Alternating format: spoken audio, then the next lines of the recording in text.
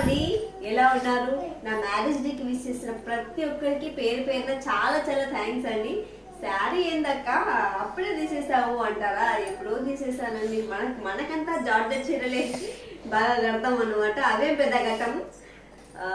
So morning నుంచి videos అస్సలు పెట్టట్లేదు కదా. నేను నిన్న 18-19 వీడియోస్ పెట్టినా, మళ్ళీ నైట్ కూడా చెప్పిన రేపు వీడియోస్ వస్తాయి, నువ్వు సతాయిస్తాను చూడండి అనేసి.